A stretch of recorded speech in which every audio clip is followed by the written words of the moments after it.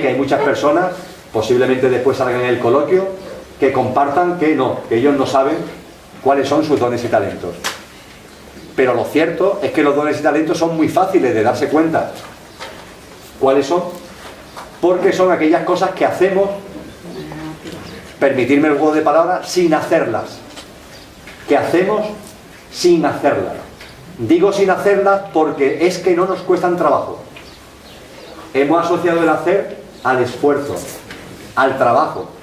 Bueno, pues los dones y talentos lo ponemos en práctica sin esfuerzo, sin trabajo, de una forma espontánea, de una forma natural, con entusiasmo.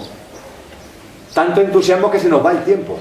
Perdemos la noción del tiempo cuando estamos ejercitando nuestros dones y talentos, cuando estamos haciendo esas cosas que salen de nuestras cualidades.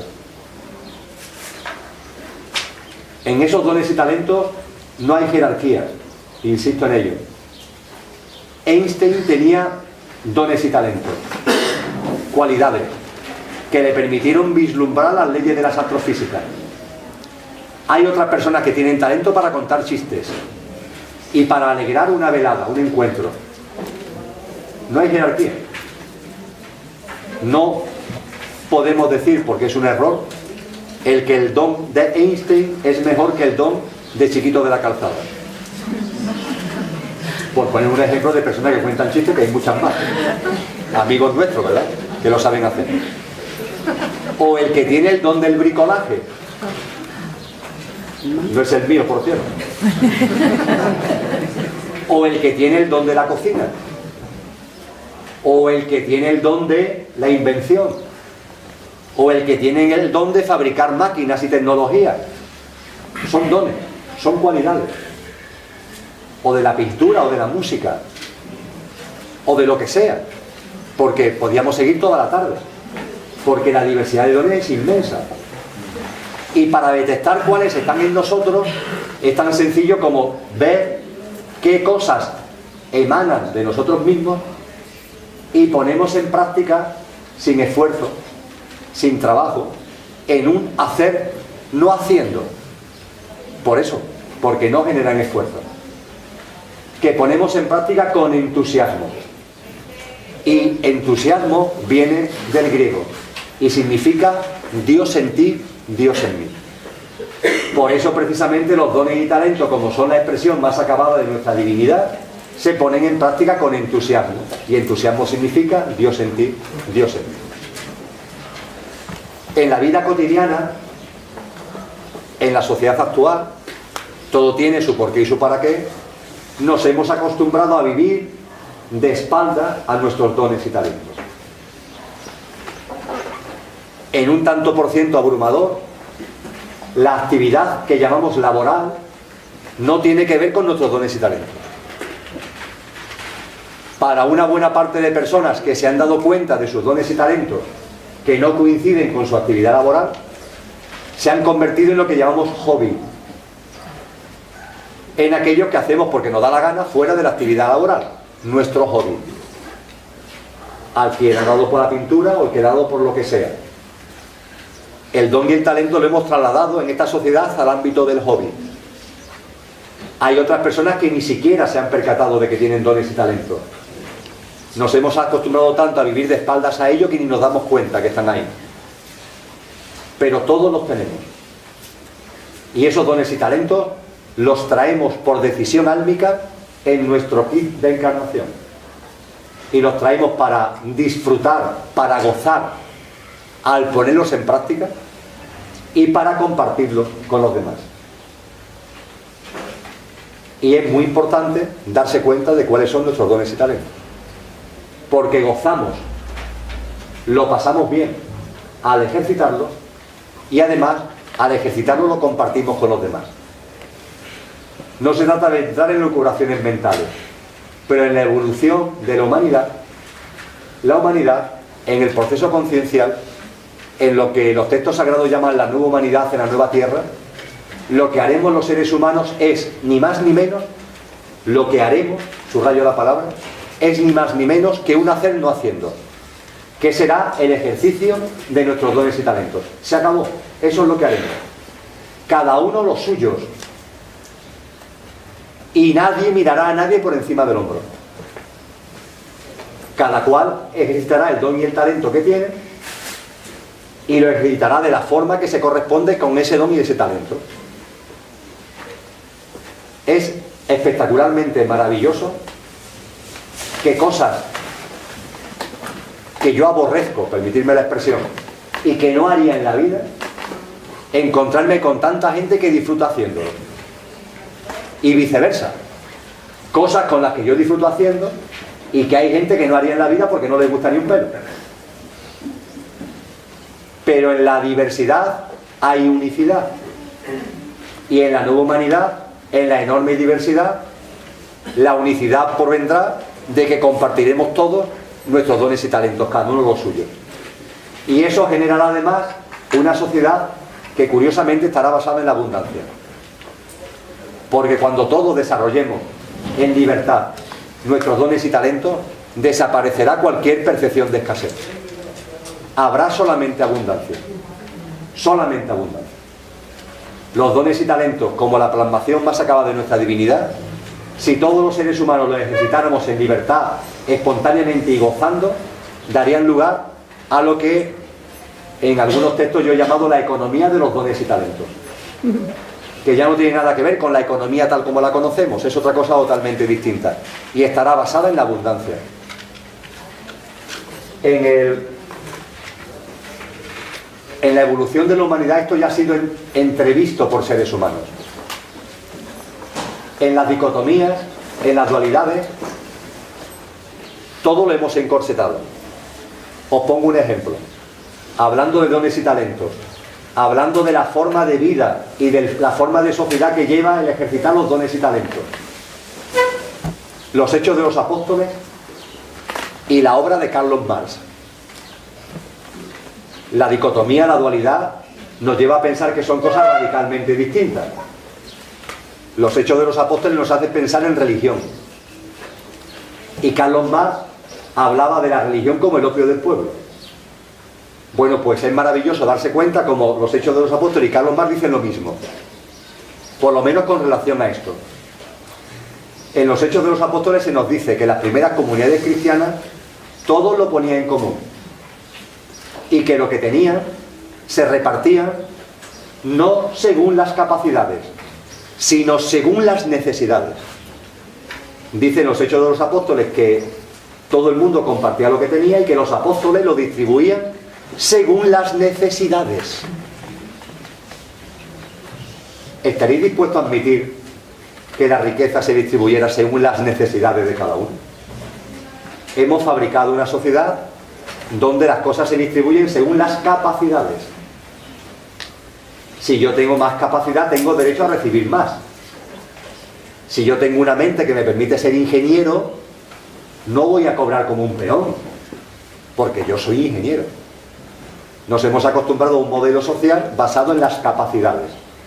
Sin embargo, los Hechos de los Apóstoles no hablan de las comunidades cristianas donde se repartían las cosas en función de las necesidades. Y nuestra mente nos dice, ¿cómo de las necesidades? Que porque este necesite más que yo, le vamos a dar más. Hombre, se podríamos llegar.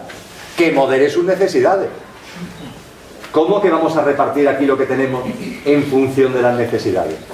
Pues bien, las primeras comunidades cristianas, las más puras, las más genuinas, distribuían la riqueza en función de las necesidades. Carlos Marx. Carlos Marx habló mucho del qué y muy poco del cómo. Estuvo muy empeñado en hablarnos de la revolución,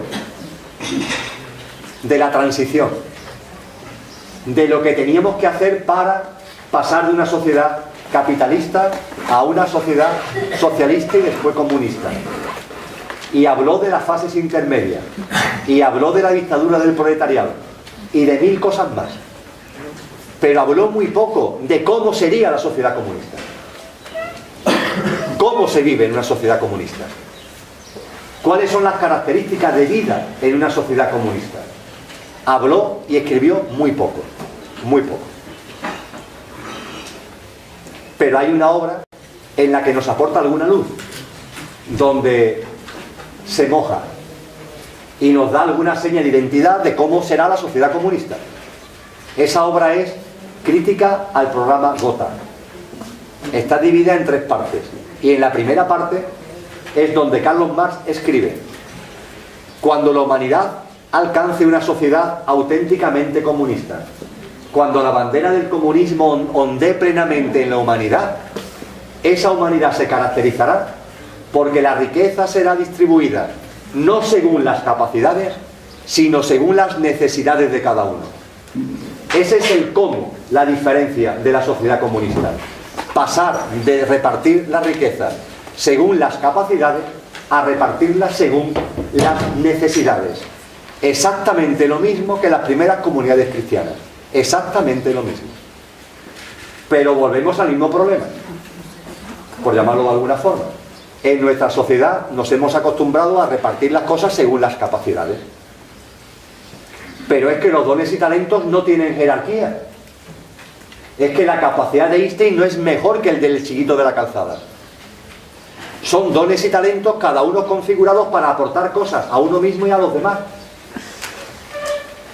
Y el hecho de no admitir que se repartan los bienes, la riqueza, según las necesidades, se debe exclusivamente a que hemos asumido que hay escasez.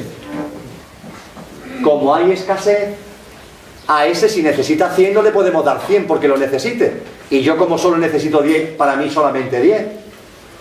Eso no lo admitimos porque tenemos el paradigma de la escasez en la frente. Si tuviéramos el paradigma de la abundancia, ¿qué más nos daría que esa persona necesite 100 o necesite 1000? O 1.000.000, si hay abundancia. Allá él en su proceso conciencial lo que necesite. Ahora mismo yo puedo decir, no, es que yo necesito 2 pantalones. ¿Yo cómo voy a admitir que alguien necesite 20 pantalones? Pero si hubiera abundancia, como si quiere tener 3 millones de pantalones. Vamos, enterrarse en pantalones. En su proceso conciencial cada persona tiene necesidades que son exactamente las que se corresponden con su proceso conciencial. Y eso se respetará absolutamente. Se respetará. No se enjuiciará. La persona que quiera poseer más, poseerá más. Y eso no será visto ni como bueno ni como malo, será visto como una consecuencia del proceso conciencial y la vibración y la frecuencia vibracional de su alma. Y estaremos relajados. Y estaremos tranquilos. Y viviremos cada uno disfrutando mucho de nuestros dones y talentos, de ponerlos en práctica y de compartirlo con los demás. Y habrá llegado un momento que puedes estar en el aquí y ahora, de permitirnos el lujo de ser felices. El permitirnos el gustazo de decir, esto lo hago porque me gusta, porque me sale de dentro, entendiendo el gusto como que me sale de dentro, que es lo que me sale espontáneamente. No por sacrificio, que viene de cuando vibrábamos en nivel 87. No por sacrificio. No por ayudar a los demás, que viene cuando vibrábamos en el nivel 95. No, no, no. Esto lo pongo en práctica porque fluye de mí, porque espontáneamente sale de mí y porque disfruto, gozo con ello. Si lo que sale de ti, por tu don, por tu talento, por tus capacidades, por tus habilidades, es irte de misionero a la Conchinchina, vete de misionero a la Conchinchina. Pero por favor, reconócete que lo haces porque te da la gana, porque disfrutas, porque tienes esa inclinación natural, porque es la plasmación de ti mismo. No me vengas con el cuento chino de que te estás sacrificando. Si te estás sacrificando, no te vayas a la Conchinchina, hombre, quédate aquí. Los cooperantes, preciosa labor, pero vamos a reconocer, yo he hecho mucha cooperación al desarrollo, que lo he hecho porque he disfrutado haciéndolo. Yo no me pongo medallas de que he estado en no sé dónde ayudando. Mentira. Yo allí me he ido a disfrutar, porque en mi interior hay una inclinación a hacerlo, y lo he hecho. Y el ayudar, los que hayáis hecho cooperación al desarrollo, lo sabemos perfectamente. Nos ayudan a nosotros. ¿Cómo que ayudamos nosotros? Nos ayudan a nosotros. Todos los que hemos ido a un sitio u otro como cooperantes, al cabo del poco tiempo nos hemos dado cuenta de que los que nos ayudan son ellos a nosotros. Que es exactamente a la inversa. Cuando hacemos las cosas, cuando ponemos en práctica nuestro don y talento, vamos a reconocernos, a permitirnos el lujo de que lo hacemos porque nos apetece, porque disfrutamos con ello. Y se nos olvida y desconectamos del ayudar. No digamos ya del sacrificio, que por supuesto, sino incluso de ese sentimiento y esa emoción evolutivamente más avanzada que es la ayuda. No ayudemos a nadie. Cuando practiquemos nuestros dones y talentos, no generemos expectativas. No busquemos resultados. Hagámoslo porque fluye de nosotros. Porque gozamos al hacerlo y al compartirlo. Y ya está. No busquemos resultados. En el momento más intenso en el que experiencié la innecesidad de hacer, y en ese momento cómico en el que la mente te dice, vale, hombre, ya lo has entendido, vale, no es necesario hacer nada, pero ahora ¿qué haces? Que es el momento en el que por reflexión interior de decir, bueno, si estoy aquí será por algo, que es cuando, entre comillas, percibí lo de los dones y talentos. Claro que estoy aquí por algo, si no, no hubiera encarnado. Y estoy aquí para desplegar esos dones y talentos, esas capacidades, esas facultades, esas habilidades que he decidido en el otro plano desplegar aquí, en esta nueva vida física. Cuando esto lo interioricé, puesto a buscar dones y talentos, el que encontré en mí, que puede ser que sea una quimera mental, pero que fue el que encontré en mí, es la introspección-comunicación. Introspección, recordar cosas, encontrar cosas dentro y compartirlas, comunicarlas. Y a partir de ahí hago lo que hago. Pero lo hago porque lo paso bien. Yo no estoy en la casa de acogida de Pepe Bravo sacrificándome. Ni estoy en la casa de acogida de Pepe Bravo para ayudar a nadie. Estoy aquí ejercitando lo que yo creo al menos que es un don y un talento, y por tanto pasándolo bien. Y ya está. Sin esperar resultados, sin esperar otro resultado que el gozo. ¿Hay que esperar mayor resultado que el gozo? ¿Todavía tenemos que generar expectativa cuando la expectativa cuando lo que ya tenemos delante, perdón, es el gozo? Sin embargo, generamos expectativas. Esperamos resultados. Y esperamos ayudar. No. Ejercita tu don y talento. Y goza. Y no busques resultados. No generes expectativas. Cuando eso se vive, se ve el milagro. Pero hay que vivirlo. Cuando eso se vive, se contempla el milagro. Y el milagro es muy fácil de sintetizar. La práctica del don y el talento es un ayudar no ayudando. Perdón. Es un hacer no haciendo. Porque no genera esfuerzo. Porque no genera trabajo. Porque lo hacemos de forma natural. Porque lo hacemos espontáneamente. Porque lo hacemos con entusiasmo. Es un hacer no haciendo. Y en el momento en el que te desenganchas de la espera de expectativas, de la espera de resultados, entonces se transforma en un ayudar no ayudando. En un ayudar no ayudando. En las charlas, en los talleres, la gente me dice en los pasillos, ¿cómo que tú no ayudas? Tú me has ayudado. Yo no ayudo a nadie. Yo comparto mi don y mi talento. Comparto mis recuerdos, que son los de todos, como vosotros hacéis con los vuestros. Y punto. Los que os ayudéis a vosotros mismos sois vosotros mismos. Yo aquí no he traído a nadie a la fuerza. Estáis porque os ha dado la gana. Aquí estáis porque os ha dado la gana, ¿no? El mérito de que estéis aquí, entre comillas lo de mérito, no es mío. Es vuestro. De hecho, hay 7.000 millones de seres humanos que no están aquí.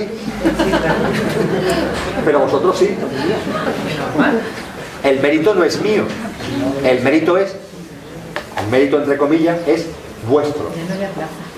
A partir de ahí, comparto lo que recuerdo.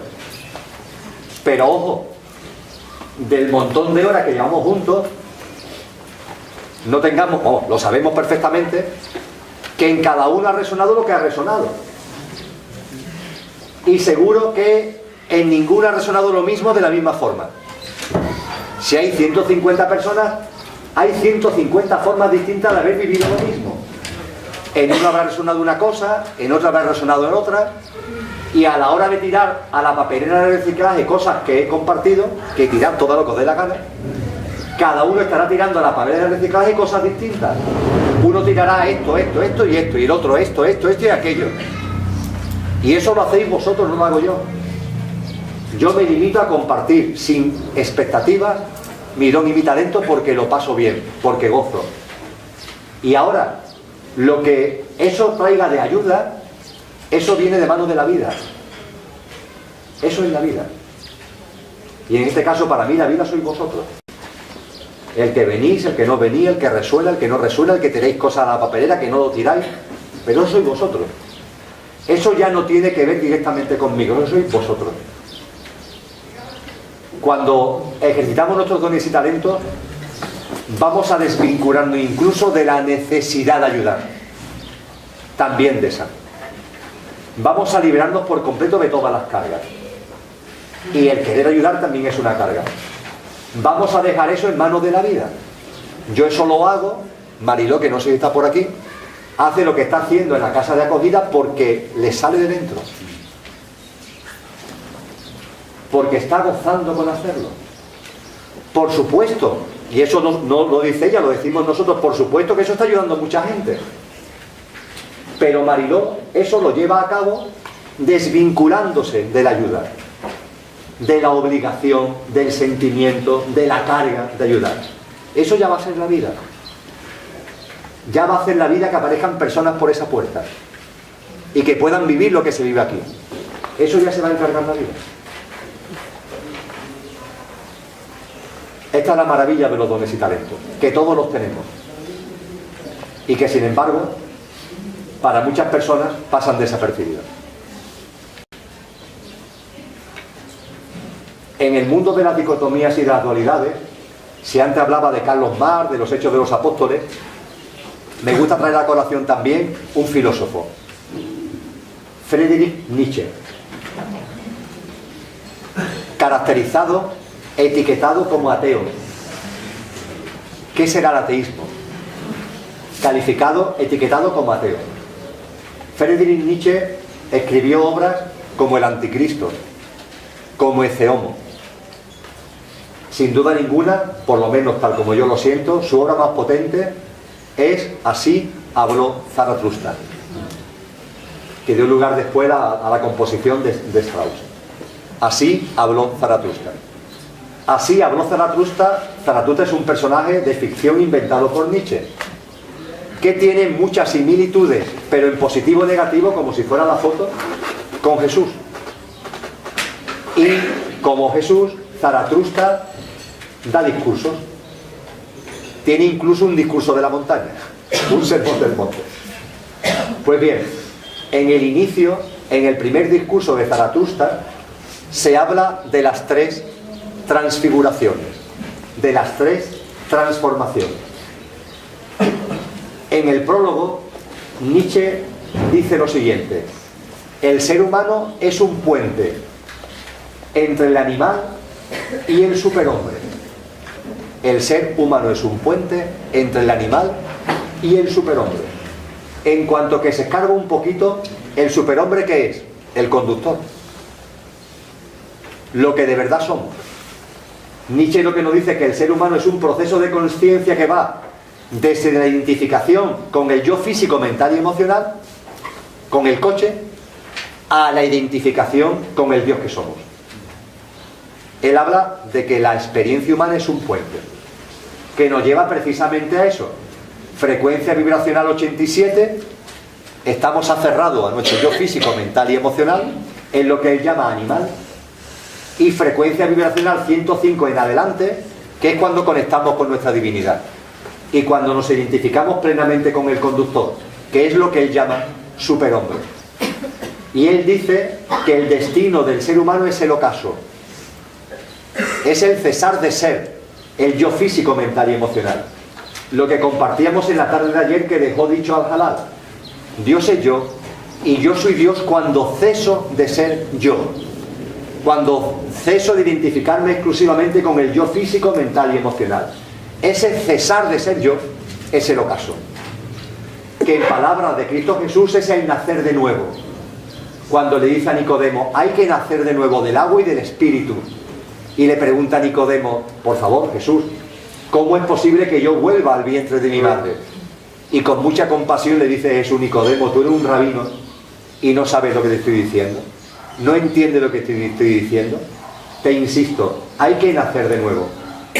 Y el nacimiento de nuevo se produce en la vida misma, es una resurrección en vida, es el momento en el que conectas con tu divinidad. En ese momento cesas de ser yo, se produce el ocaso, y se ha producido la transformación, el puente del animal al superhombre, del aferramiento al yo físico, mental y emocional, al ser que realmente ha conectado con lo que de verdad es, con su divinidad. Ese es el prólogo, ni más ni menos, que de Así habló Zaratustra. Y ese prólogo tiene inmediatamente un primer discurso, las tres transformaciones, en la que Nietzsche resume el camino. El proceso conciencial del 87 al 105 está resumido en ese discurso, en las tres transformaciones, y lo resume de la siguiente manera: primera fase evolutiva, primera fase conciencial, 87, 88, 89, 90, 91, primera fase conciencial. El camello lo llama Nietzsche, el camello. Como arquetipo, lo identifica a esas fases concienciales, lo identifica con el camello. Y el camello a su vez lo identifica con el debo de, tengo que. Debo de, tengo que. Debo de hacer esto, tengo que hacer aquello. Vivir la vida, o vivir una cadena de vida, basando nuestra vida en el debo de y en el tengo que. Claro, de ahí lo del camello. Muchas cargas, muchas jorobas, mucho tengo que, mucho debo de. Cuantas más jorobas, mejor. Cuanto más debo de, cuanto más tengo que, más me realizo, más me encuentro conmigo mismo. Pues venga ahí, más cargas, más lastre. Ahora bien, por la vía de las experiencias, hay un momento en nuestro proceso conciencial que decimos: hasta aquí llego, ya está bien, del debo de y el tengo que. Ya no quiero seguir teniendo más cargas, me quiero liberar de las cargas. Eso nos ha pasado a todos. Todos hemos estado o estamos en fases de debo de, tengo que, debo de. Pero hay un momento en nuestra experiencia conciencial y evolutiva que decimos: se acabó, ya está. Porque esto no me da la vida plena, porque esto no me da una vida llena. Y ahí se produce la transformación del camello en león, en la terminología de Nietzsche, en león. Y si al camello Nietzsche lo identifica con el debo de, tengo que, al león lo identifica con el yo quiero. El yo quiero. Yo quiero esto, yo quiero lo otro. Yo elijo esto, yo elijo lo otro. Esto me gusta, esto no me gusta. Y encauzo mi vida hacia lo que yo quiero, hacia lo que me gusta, hacia lo que pretendo. Y ponga toda mi energía en conseguirlo. Y busco el bienestar, etcétera, etcétera, etcétera. Es una fase evolutiva distinta a la del camello. Ahí ya nos hemos quitado de muchas cargas. Y pretendemos el yo quiero. Ahora bien, Nietzsche nos advierte que también nos cansaremos de eso. Porque también en esa experiencia del yo quiero, en esa experiencia de buscar fuera, en esa experiencia de hago esto porque me gusta, rechazo esto porque no me gusta, en elijo esto, no, en esa experiencia tampoco vamos a encontrar la vida plena. Y eso nos va a llevar a una nueva transformación. Y esa nueva transformación es la que Nietzsche denomina el niño. El niño. Es curioso, ¿eh? Ahora que se habla tanto del niño interior, resulta que Nietzsche hablaba ya del niño como la última fase evolutiva del ser humano. Nietzsche vivió en el siglo XIX. Puso un pie en el 20, porque murió el 25 de agosto del año 1900. Pero toda su vida y toda su obra se desarrolló en el siglo XIX. Pues bien, en el siglo XIX este filósofo ya nos hablaba del niño. Hoy ya lo empezamos a comprender mucho mejor, lo que es encontrar el niño interior. ¿Qué es lo que verdaderamente somos? La inocencia. Pero una inocencia consciente. No es la inocencia inconsciente, es la inocencia consciente. El niño interior es un niño inocente y consciente. Y si al camello Nietzsche lo define por el debo de y el tengo que, y al león por el yo quiero, ¿sabéis cómo define al niño? A la última fase conciencial del ser humano, que es la puerta al superhombre, que es la puerta a la conexión con nuestra divinidad, que es la puerta al endiosamiento. Él lo identifica con el juego de crear. El juego de crear.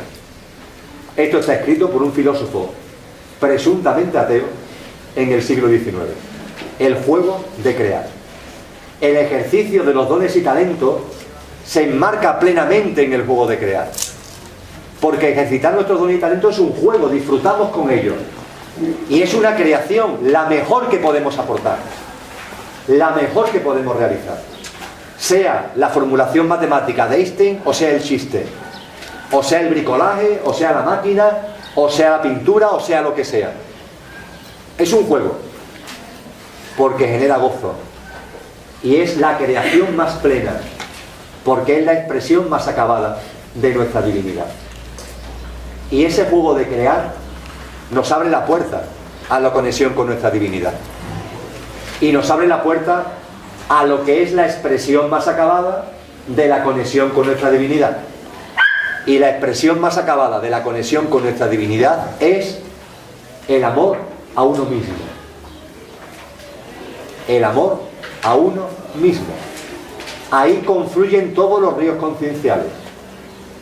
Ahí es el océano donde van a confluir todos los procesos concienciales de todos los seres humanos. Al amarse a uno mismo.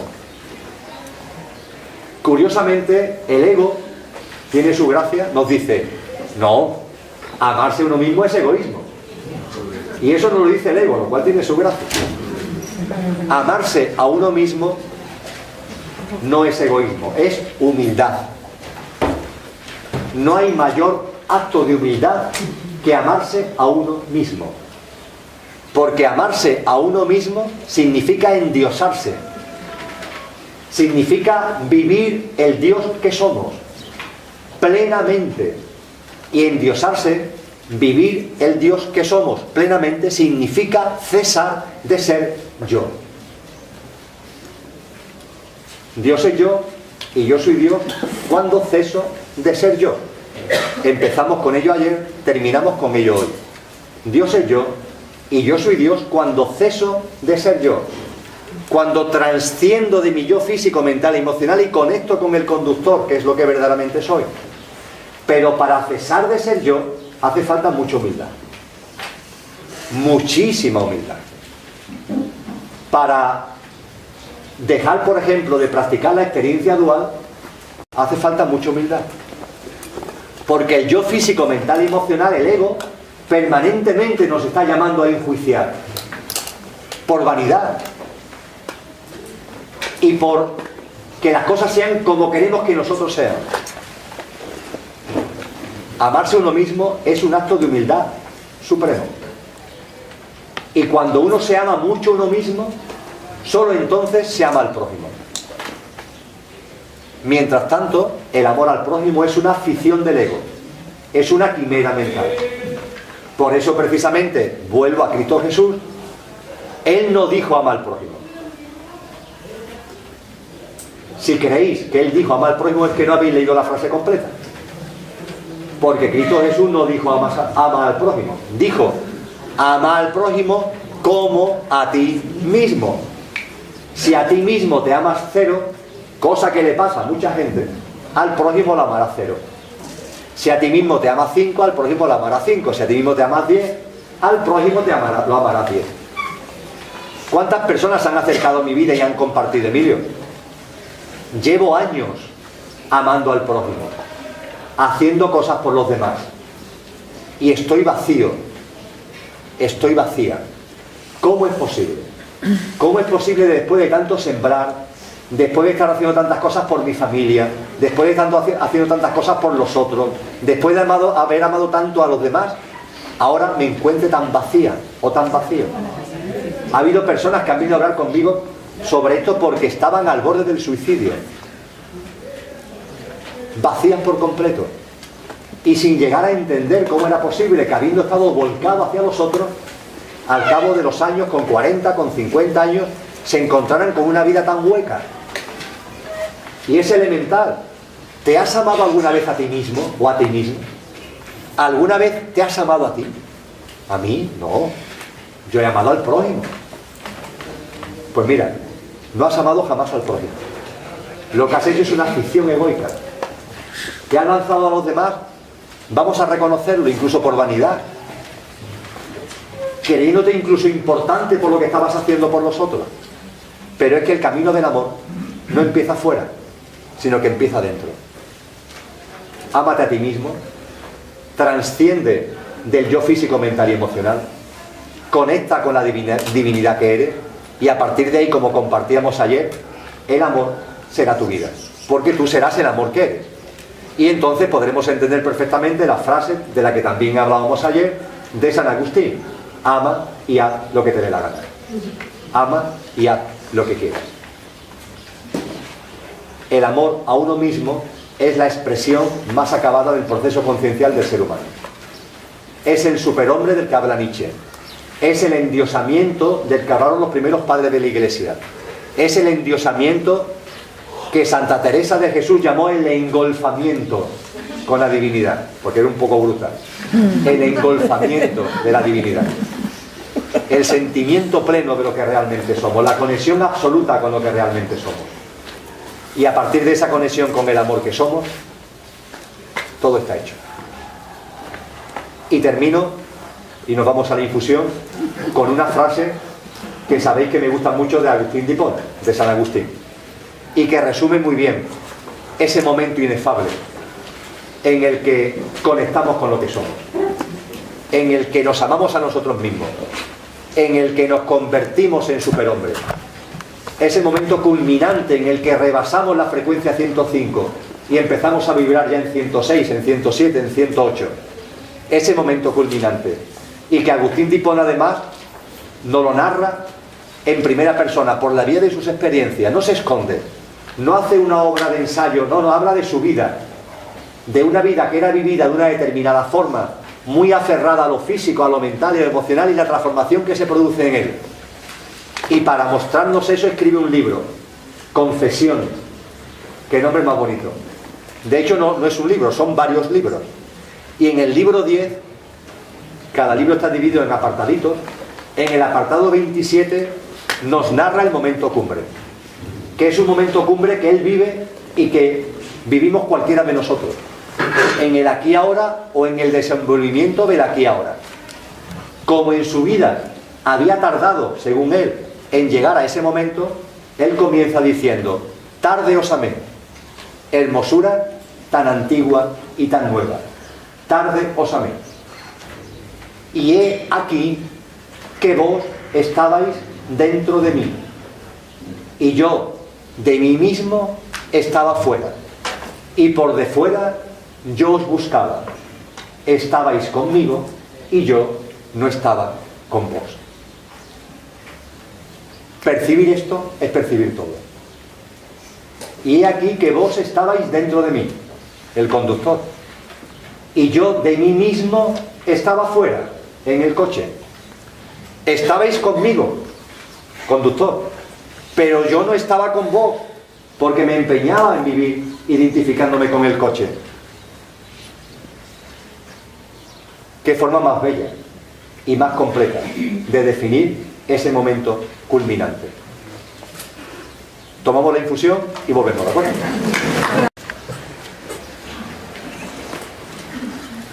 La hora y media aproximadamente que nos queda hasta la cena y las 2 horas de mañana de 9 a 11 la vamos a dedicar a coloquio.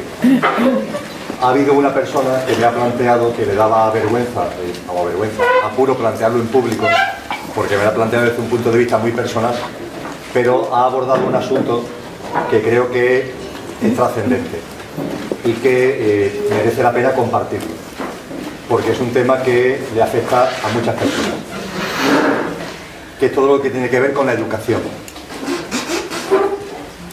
Y para aquellos básicamente que tenéis hijos o hijas en edad todavía de escolar, en edad de adolescentes, infancia, adolescencia, o también para los que no tengáis ya hijos sino que tenéis nietos. Y hay muchas personas que en su proceso evolutivo y conciencial empiezan a plantearse alternativas a lo que es el sistema educativo tal como lo conocemos actualmente, pero eso a su vez plantea interrogantes de cómo plasmarlo, cómo dejarlo de plasmar, hasta qué punto es conveniente dirigir en un camino o en otro a sus hijos en ese proceso tan delicado, ¿no?, que es el de la edad escolar, etc. O los alumnos en el caso de los docentes, efectivamente. Como le he dicho a ella, hay una charla que di en Orba, en un sitio que se llama Ambiente Educativo Ojo de Agua. Se llama Ambiente Educativo para no llamarse centro educativo, porque es un sitio donde se educa, pero que han roto con los parámetros de los centros educativos. De hecho, es un sitio donde no se da título, es decir, no hay certificado, ni hay título de no sé qué, ni título de no sé cuál. Y en Ambiente Educativo Orba di una charla el pasado 22 de marzo, que lo podéis encontrar en el blog, y que desarrollo durante 1 hora y larga, más de 1 hora y media, este tema, y después hay un coloquio de 2 horas y pico, con los padres y madres y con los chicos que están en ese centro educativo.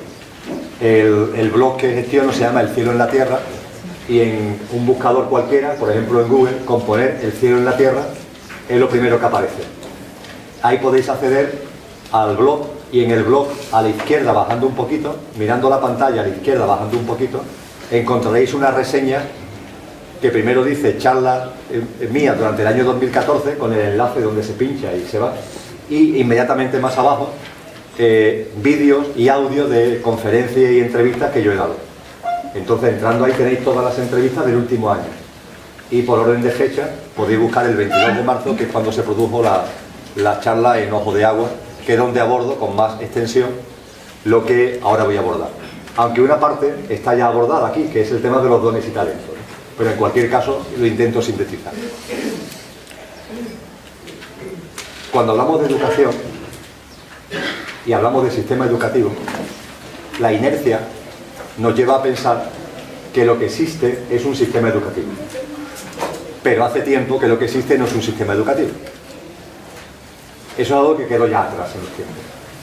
Hoy no hay un sistema educativo, hoy hay otra cosa distinta. Posiblemente lo hubo, pero ya no lo hay. Esto se entiende muy bien yéndose al origen etimológico de las palabras. Educación viene del verbo educar, que a su vez viene del latín, que es el verbo educare. Y el verbo educare literalmente significa extraer del otro lo mejor que tiene.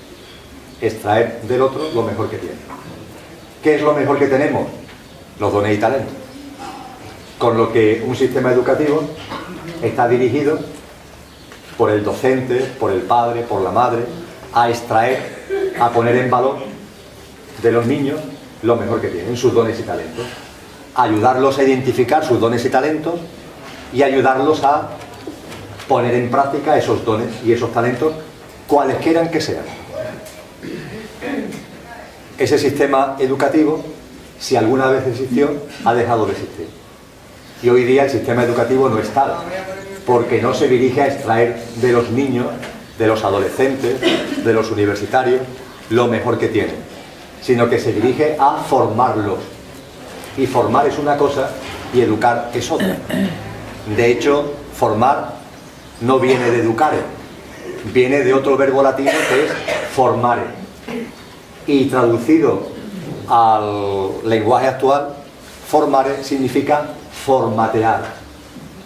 Formatear. El sistema educativo se ha transformado en un sistema formativo. Y en lugar de extraer, de colaborar para extraer de los niños, adolescentes, jóvenes, lo mejor de lo que son y de lo que tienen, lo que se hace con ellos es formatearlos. Como el que más y el que menos nos movemos, aunque sea mínimamente en el ámbito informático, sabemos lo que significa formatear. Sabemos que cuando se mete un CD en el ordenador y le queremos dar formato, lo queremos formatear, el ordenador nos pregunta, ¿está usted seguro? Porque en caso de formatear el CD, los archivos se pierden. Pero claro, si yo quiero formatear el CD, es porque quiero precisamente eliminar los archivos que tiene para meter otros nuevos. Y para eso quiero limpiar el CD. Esto es lo que es formatear. Y esto es lo que hace un sistema formativo. Borramos los programas y los ficheros de los que estamos, de los niños, de los adolescentes, de los jóvenes. Es decir, anulamos, borramos, adormecemos sus dones y talentos con el objetivo ahora de meter programas que son los programas que necesitan para vivir en la sociedad que hemos creado. Las pautas, los comportamientos, los paradigmas para vivir en la sociedad que hemos generado. Al formarlos, al formatearlos, le borramos sus dones y talentos, se los anulamos, se los adormecemos y le metemos programas para amoldarlos a los paradigmas y las pautas de esta sociedad. Eso es lo que hace actualmente el que todavía se sigue denominando sistema educativo, pero que no lo es, que no lo es. Eso lo sienten los padres y las madres, lo sienten los docentes, absolutamente, y además es un proceso difícil de parar. Los docentes, los que están, por ejemplo, en niveles de educación primaria, o en bachillerato, o en lo que anteriormente era la formación profesional, los módulos, son conscientes que cada vez se piden de ellos que sean sobre todo guardeses, sobre todo la guardería, el asegurar que los niños están allí, que no salen, la reprimenda pueden caer en un profesor en caso de que el niño no asiste y no de parte. Importa un bledo la calidad educativa. No hay ninguna valoración acerca de que la educación que esté dando, la formación que esté dando, lo que esté enseñando ese docente sea mejor o peor. Y se le mete un montón de papeleo que es puramente una formalidad de autojustificación del sistema que lo distrae de lo que realmente es fundamental. Y después, padres y madres, muchos, se están dando cuenta de esto y se preguntan qué hago. Porque hay una especie de dilema en cuanto a que si llevo a mi hijo al sistema educativo al que está establecido, soy consciente de que lo van a formatear. Pero si no lo llevo, claro, pensamos en clave de futuro, ¿qué va a pasar? Porque la sociedad funciona como funciona. Y la titulación sigue siendo necesaria, y para multitud de puestos de trabajo, pues no te digo ya un título universitario, pero la enseñanza secundaria obligatoria, los módulos de FP son necesarios. ¿Qué hago? ¿Los meto por el carril? ¿Los saco del carril? Pero si los saco del carril, ¿realmente a dónde lo estoy dirigiendo? Y surgen dudas. Por supuesto que esas dudas tienen que ser resueltas por cada uno de corazón. No hay una respuesta. No hay una respuesta. En este sitio que se llama Ambiente Educativo Ojo de Agua, lo que han hecho padres y madres de muchos puntos de España es irse a vivir allí, dejando incluso lo que tenían, con el objetivo de que sus hijos reciban una educación. Y en Ojo de Agua, por ejemplo, pues la educación que se da es muy personalizada y basada en identificar y potenciar los dones y talentos de los niños y de los jóvenes. No hay, por tanto, titulaciones. Ahí no se da un título de nada, ni de primaria, ni de eso, ni de nada de nada. Hay algunos padres que lo que hacen es que a esos niños los llevan a los exámenes que se pueden hacer complementarios, paralelos, para que reciban títulos. Pero hay otros padres que ni siquiera eso, que han abandonado por completo ese concepto de título y lo único que pretenden y desean es que sus hijos asienten lo que son sus dones y talentos y vivan en correspondencia con esos dones y esos talentos. Pero también hay muchos padres y madres que, sintiendo lo mismo, han optado por que los hijos se mantengan en el sistema tal como está. Y estudien primaria, y estudien eso, y estudien BUP, etcétera, etcétera. Y finalmente sí puede ser que accedan a unos estudios universitarios. Aquí no hay un consejo. El único consejo es que cada uno haga lo que en su corazón siente. En la educación de los hijos y también de los docentes hacia el alumnado, lo único importante es el amor y la coherencia. Lo compartía con ella, con la persona que hace unos minutos me ha hecho esa pregunta. Pensar en los que tenemos hijos mayores, pensar qué es lo que realmente le hemos transmitido a nuestros hijos. De todas las cosas que le hemos querido transmitir, qué es lo que realmente le ha llegado a ellos. Yo me he dado cuenta de esto cuando mis hijos han tenido ya una edad. El más pequeño tiene 25, Andrés, Paula tiene 26 y Emilio 29. Y ahora ellos tienen ya su propia vida, ya están hechos. Y ahora puedo ver cómo son y percibir hasta qué punto he podido influir en ellos. Y eso ha ido unido a percatarme de cómo mis padres influyeron en mí. Cosa que curiosamente no me había pasado cuando vivía. Me ha pasado cuando ya hace años que no vivo. Cómo mis padres influyeron en mí. Y me he dado cuenta por lo que veo en mis hijos y por lo que veo en mí con relación a mis padres, de algo que de corazón supongo que va a compartir. Y es que con relación a los hijos, lo que le transmitimos verbalmente le entra por un oído y le sale por otro. Ya podemos hartarnos de darle discursos, ¿no? con el mayor cariño del mundo. Que las palabras, hay una expresión muy de jóvenes actualmente que es no me rayes. No me rayes. Las palabras rayan, no llegan. Ya pueden ser palabras bien buscadas, mensajes con mucho cariño y con mucha inteligencia, que en la mayor parte de los casos esas palabras entran por un oído y salen por otro. ¿Qué es lo único que queda realmente? Cuando educamos a nuestros hijos, ¿qué es lo único que realmente queda? Aquello que somos. Aquello que somos. Yo he visto en mí ahora lo que eran mis padres. No lo que mis padres me contaban, no lo que mis padres me decían, sino que yo ahora me doy cuenta del parecido que tengo en tantas cosas con mi padre y con mi madre. Pero insisto, no en lo que decían, sino en cómo ellos vivían, en cómo ellos eran, sin necesidad de que me transmitieran una sola palabra, como ellos eran. Y ahora en mis hijos percibo lo mismo. Digo, fíjate, en Emilio, en Andrés o en Paula, cómo se refleja esto que soy yo, y me doy cuenta que no es debido a que yo le haya dicho cosas, sino a cómo ellos me han visto vivir. Y el quid de la cuestión está en ser coherente con la conciencia que tú tengas. La coherencia. Cuando hay coherencia en nuestros comportamientos, nuestros hijos lo captan. Y lo estamos educando. Aún sin quererlo. Y sin darle discurso. Pero lo captan. Cuando un padre o una madre, o el padre o la madre, tiene una determinada conciencia, una determinada forma de ver la vida, y lo plasman en los hechos cotidianos, eso va filtrando, va llegando y va llenando a los hijos. En cambio, cuando nos empeñamos en decirle cosas a nuestros hijos que no se corresponden a como nosotros vivimos, eso es como el que oye llover. No sirve absolutamente para nada. Hay muchos padres que se empeñan en darle enormes sermones a los hijos, pero que no tienen nada que ver con lo que es su vida cotidiana, con lo que ahí no hay permeabilidad ninguna, y eso no sirve absolutamente para nada. Es muy importante la coherencia, y esa conciencia con coherencia llega. Puede parecer que no, pero llega. A lo mejor tienen que pasar años, pero aflora.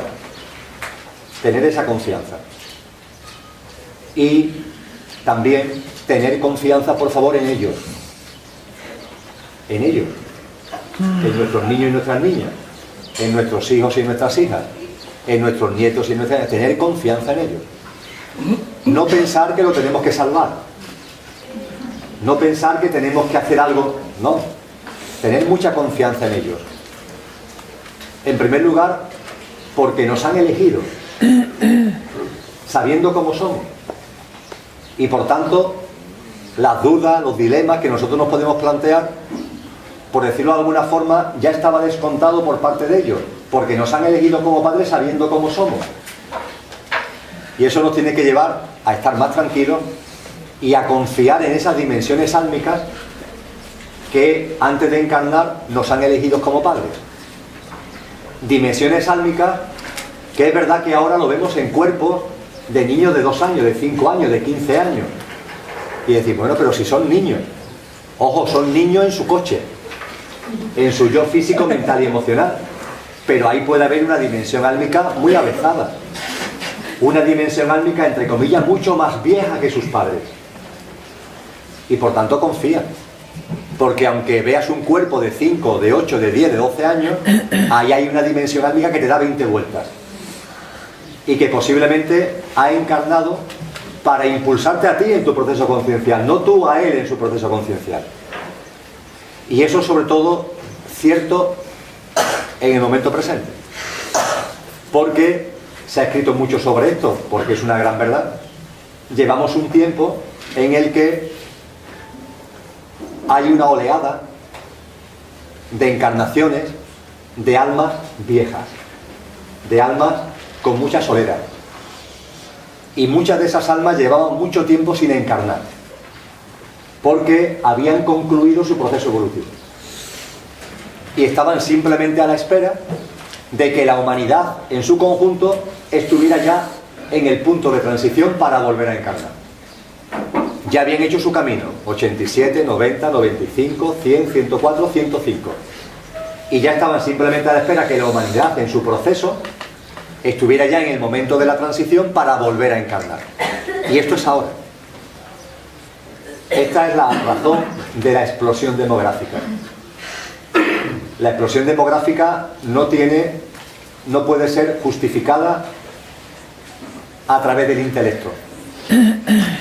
Porque claro, si la explosión demográfica se hubiera dado donde hay recursos, la explicación de la razón ya estaría ahí. Hombre, claro, es que como se ha mejorado mucho la calidad de vida, como hemos aumentado mucho el nivel de bienes, se está multiplicando la población, de la misma forma que una camada de ratones se reproduce mucho cuando tiene mucho alimento. Bueno, pues para que seamos conscientes de que no tiene nada que ver con la razón, la explosión demográfica se viene dando y está donde no hay recursos. Precisamente donde no hay recursos. En los sitios que llamamos subdesarrollados. No ha dado llamarlo así. Subdesarrollados. Ahí es donde se concentra la explosión demográfica. Y en cambio en los países desarrollados cae la demografía y cae la natalidad. Pero lo cierto es que a principios del siglo XX habitaban el planeta Tierra 1.210 millones de seres humanos y hemos concluido el siglo XX con más de 7.000 millones de seres humanos. Esto no tiene explicación desde la razón, tiene una explicación de conciencia. Y la explicación de conciencia es que todas las dimensiones álmicas, permitirme la broma, que nos veníamos turnando, ahora te encarnas tú, ahora me encarno yo, no todos a la vez, y a lo largo de milenios nos hemos venido encarnando, ahora todos nos encarnamos a la vez, porque nadie se quiere perder esto, porque en nuestro proceso evolutivo y conciencial este es el momento, y todos queremos estar aquí. Forma parte de nuestro proceso evolutivo y nadie se lo quiere perder. Es por eso por lo que la mayoría de las dimensiones álmicas que alguna vez han encarnado como humanos están todas aquí ahora. Ese es el motivo de la explosión demográfica. Y en las últimas décadas están llegando las dimensiones álmicas más evolucionadas y que más tiempo llevaban sin encarnar. Lo que coloquialmente a mí me gusta denominar las almas viejas. Claro, en cuerpos de niños y en cuerpos jóvenes, con lo cual nos despista cuando los miramos desde los sentidos corpóreo-mentales, pero son almas viejas. La primera jornada fue la de los denominados niños índigos, que empezaron a encarnar, dimensiones álmicas que empezaron a encarnar a partir de finales aproximadamente de los años 70, fundamentalmente a partir del año 75.